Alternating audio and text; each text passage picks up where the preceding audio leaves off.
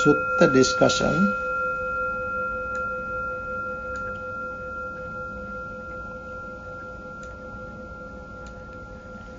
Friends, tonight we are going to discuss another very important discourse of the Buddha. This is from Majjhima Nikaya, the middle-length teachings of the Buddha. The discourse number 148 of the Majjhima Nikaya, middle-length teachings of the Buddha. The name of the discourse is Cha-Chakka Sutta. Cha-Chakka means the 6 sets of 6. 6 sets of 6. This is a very important discourse to understand that there is no permanent entity within the 6 sense bases. In this discourse, the Buddha very clearly pointed out there is no permanent entity, no substance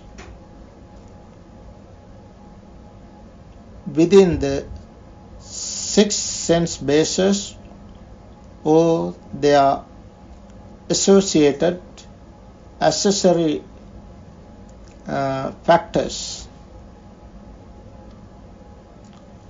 Let's understand the discourse as the Buddha said.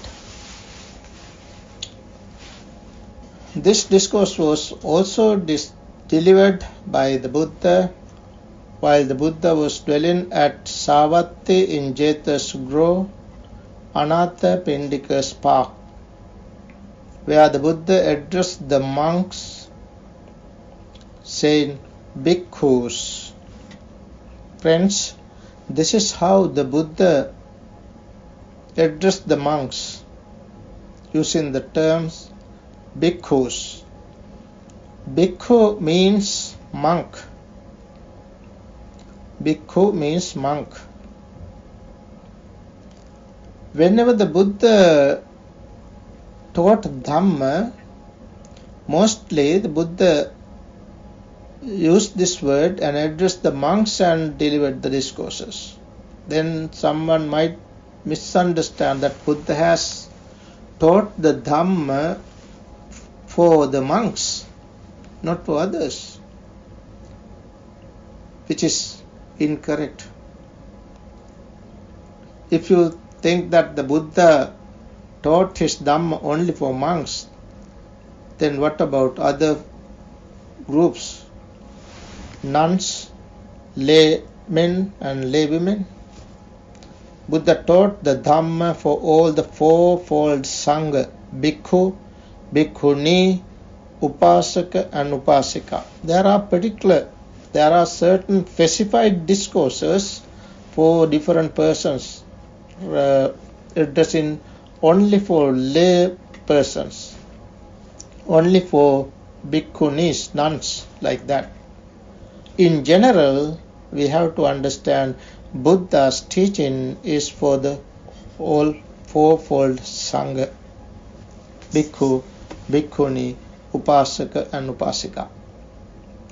Now, addressing the monks, the Buddha said, Bhikkhus, I shall teach you the Dhamma that is good in the beginning, good in the middle, good in the end, with the right meaning and present. I shall reveal a holy life that is utterly perfect and pure. That is the 6 sets of 6. That is how the Buddha said, listen and attend closely to what I shall say. Then the monk said, yes, Venerable Sir. Then the Blessed One said this. Now the synopsis of the discourse.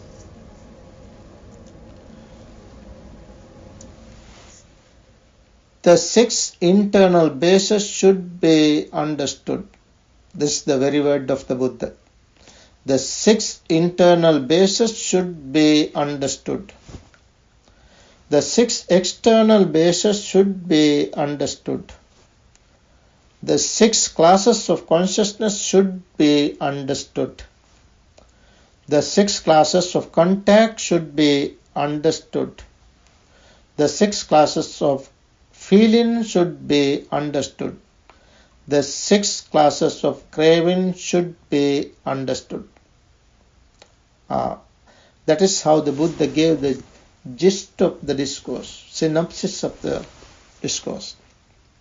Six sets of six. There are six things. What are the six? Six senses. Six sense bases.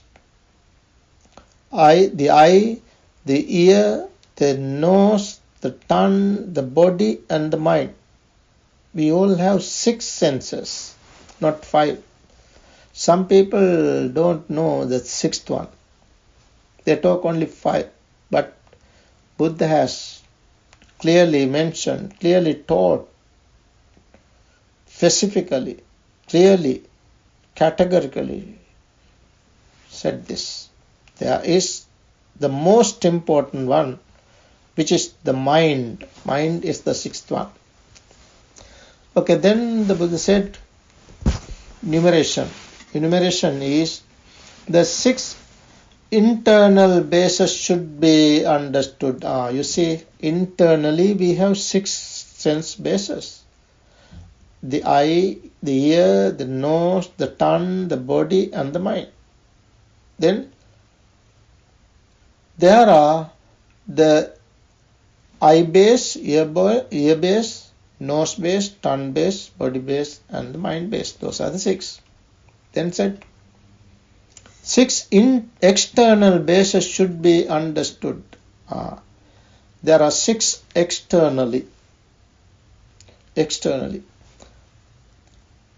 There are the form base, the sound base, the odor base, the flavor base, the tangible base, and the mind object base. Those are the external six.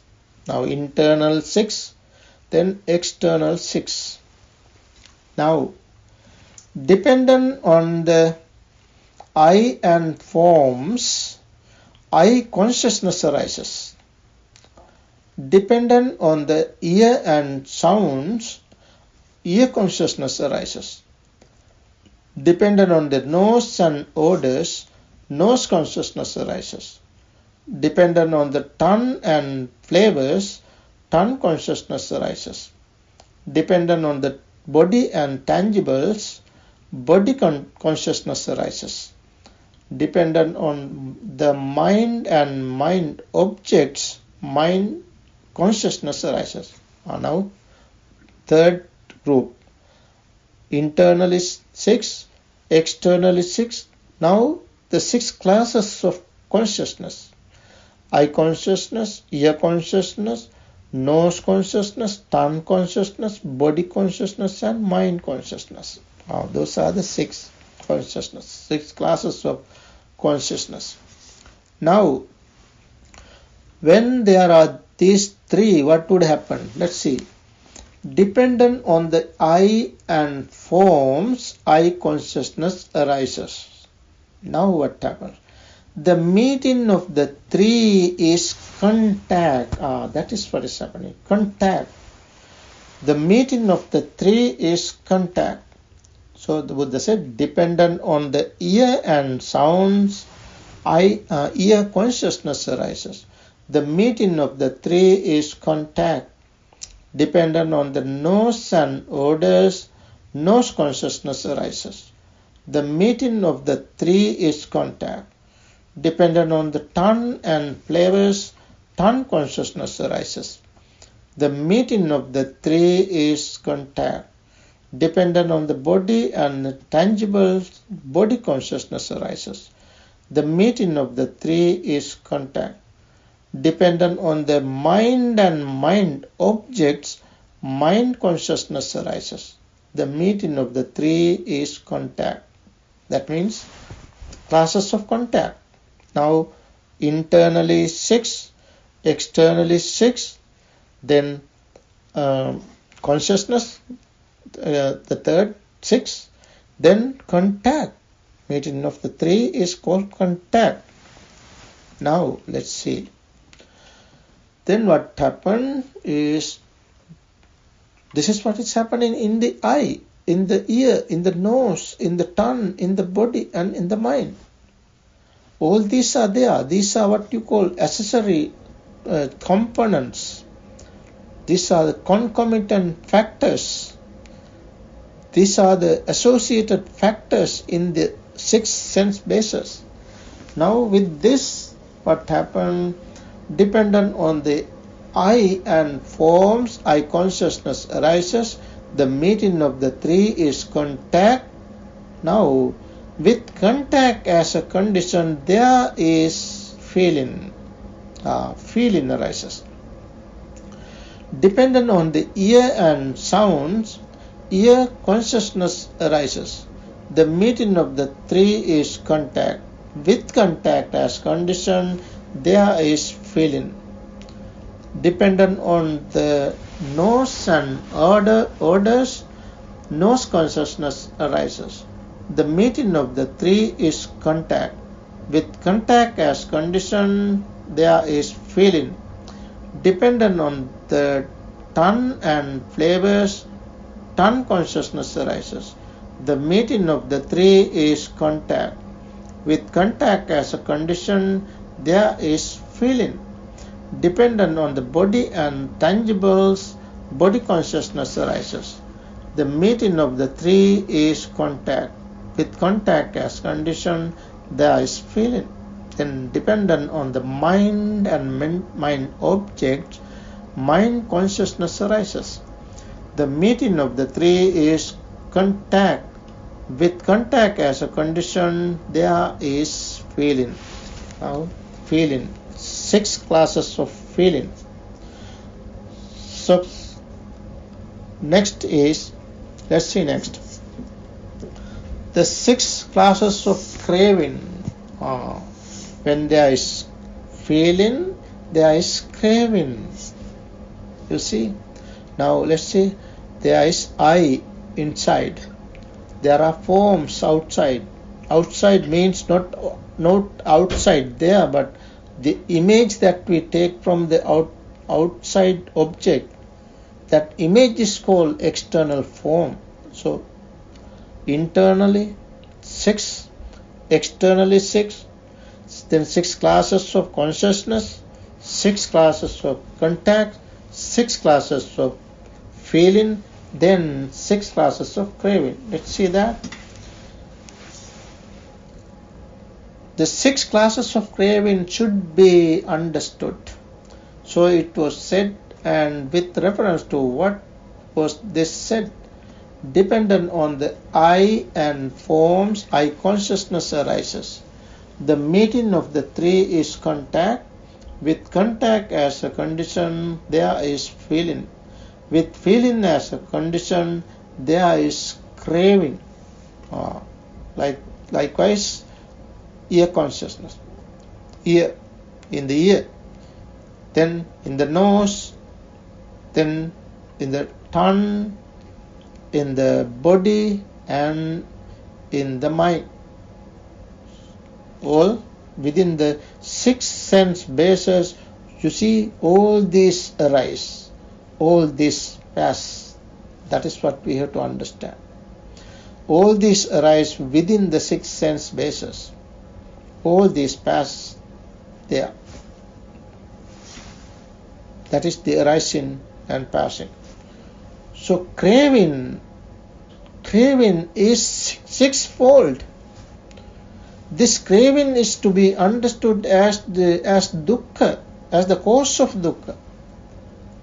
Cause of dukkha, the origination of dukkha is within the 6 sense bases, and the cessation of dukkha itself should be there.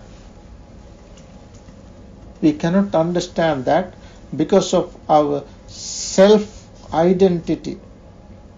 we try to see a self within. Now the Buddha introduces here the demonstration of non-self, not self. Let's see. The I, if anyone says the I is self, that is not tenable. That is not possible. Tenable means possible. That is not possible. The rise and fall of the I are discerned, and since it is rise and fall are discerned, it would follow my self rises and falls.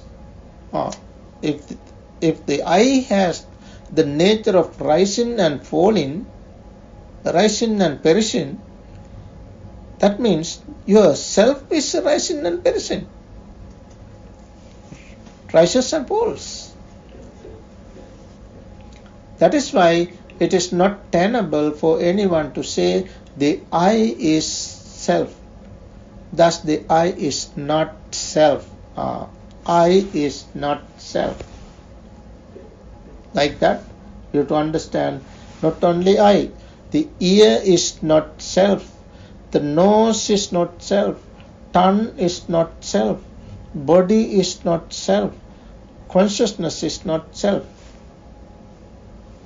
Not only the internal. Then external six, the same.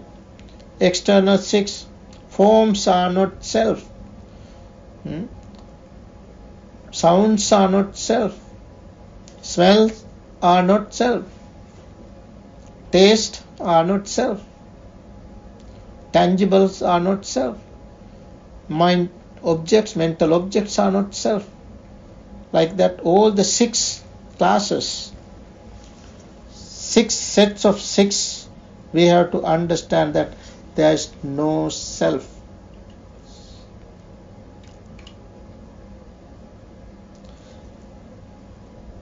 Here it is said like the ear is self. That is how we normally think that there is self. The nose is self, eye is self, ear is self, nose is self, tongue is self, body is self, and tangible objects is self, and the mind itself is self, like that. All six. Now, it is because of that grasping, clinging nature, we personalize ourselves. Now the Buddha tells us the origination of personality. Now, because this is the way leading to the origination of personality, how we personalized. Buddhism is not to be personalized, but to be depersonalized. One regards the I thus. This is how the general people, worldly people, worldlings think. They always think this is mine, this body is mine, this I is mine, like that. This is mine, this I am, this is myself. With that we grasp things. This is mine, this I am, this is myself. That's referring to the eyes. Then forms, then consciousness, eye consciousness, then eye contact, feeling, craving, all six through the eye, six through the ear, six through the nose, six through the tongue, six through the body, and six through the mind. All the six classes, all six multiplied by 6, 36 places. 36 places. That is what is called 6 sets of 6 in 36 places. We cling to, we grasp this as mine, I am, myself. mine, me or myself. Etang mama, eso hamasmi, eso me atta. That is the problem. With that, we are caught.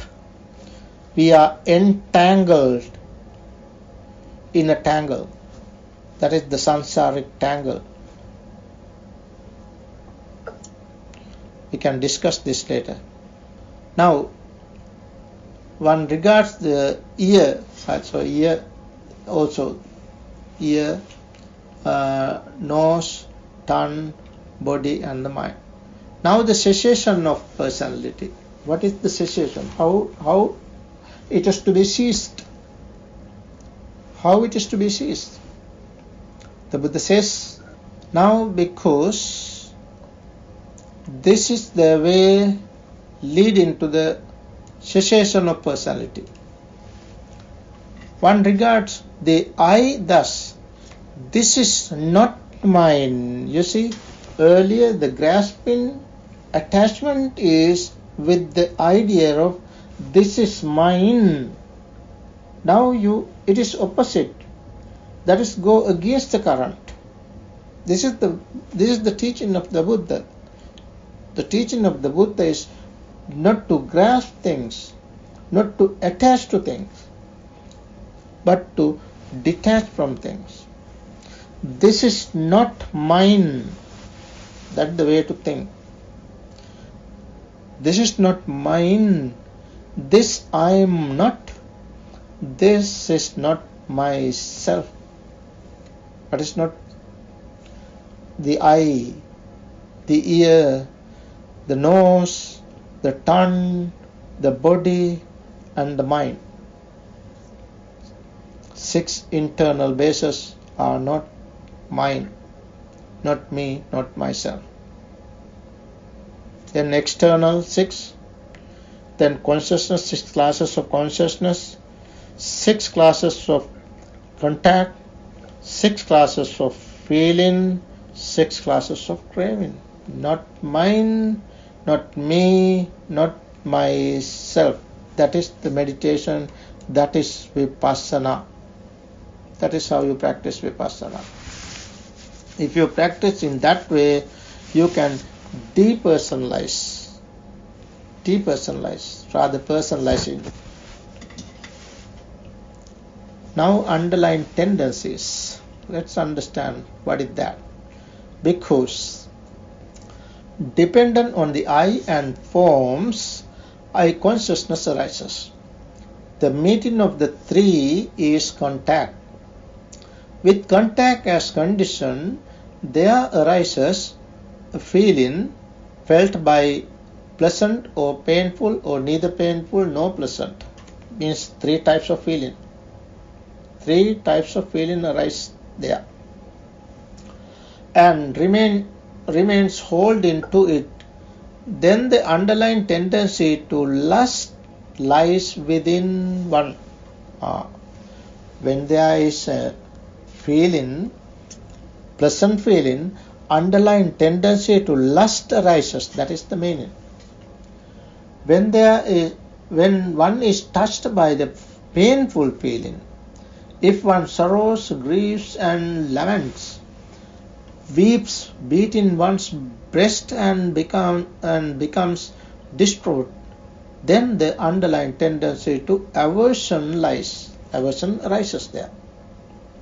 Now, when one is touched by a neither painful nor pleasant feeling, if one does not understand as it actually is, the origination, the disappearance, the gratification, the danger and the escape in regard to that feeling, then the underlying tendency to ignorance arises there. So 3 types of feeling like this.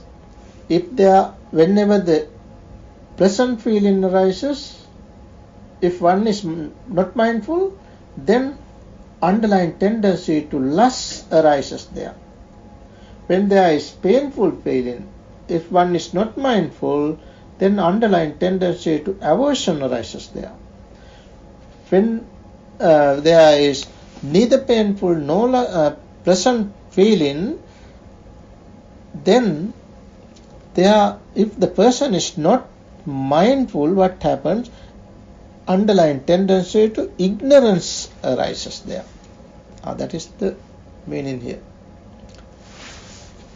The Buddha said, Bhikkhus, that one shall here and now make an end of suffering without abandoning the underlying tendency to lust for pleasant feeling, without abolishing the underlying tendency to aversion towards painful feeling, without extirpating the underlying tendency to ignorance in regard to neither painful nor pleasant feeling, without abandoning ignorance and arousing true knowledge, this is impossible. It is impossible. That's through the eye, not only the eye, the ear, the nose, the tongue, the body and the mind.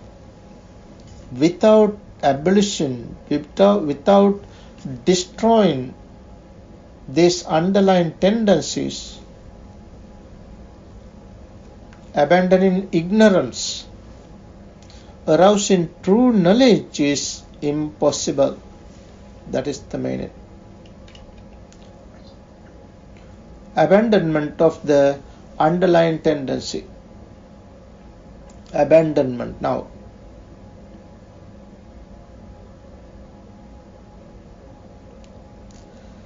Because dependent on the eye and forms, eye consciousness arises. The meeting of the three is contact. With contact as condition, there arises a feeling felt as pleasant or painful or neither painful nor pleasant. When one is touched by the pleasant feeling, if one does not delight in it, welcome it, and remain holding to it, then the underlying tendency to lust does not arise. Does not arise, the underlying tendency. Because one is touched by this, but if one does not delight, if one delights it, then you grasp it. If one does not delight, what happens? No underlying tendency to arise there. Not only that, underlying tendency to aversion is not arising there, because you are not repelled from it. No repulsion there. Then, if there is no, when one is touched by the neither painful nor pleasant feeling, if one understands it, when there is neutral feeling, one has to understand it clearly. If one understands as it actually is, the origination, the disappearance, the gratification, the danger and the escape in regard to that feeling, then the underlying tendency to ignorance does not arise there. Because one shall here and now make an end of suffering by abandoning the underlying tendency to lust for pleasant feeling, by abolishing the underlying tendency to aversion towards painful feeling, by extirpating the underlying tendency to ignorance is regard to neither painful nor pleasant feeling, by abandoning ignorance and arousing true knowledge. This is possible. This is possible. Not only through the eye, the ear, the nose, the tongue, the body and the mind. All the six senses. And they are concomitant factors, associated factors. 36 places. The 6 sets of 6. Now the liberation. if you can see this as not mine, not me, not myself, in all these 36 places, 6 sets of 6, what would happen?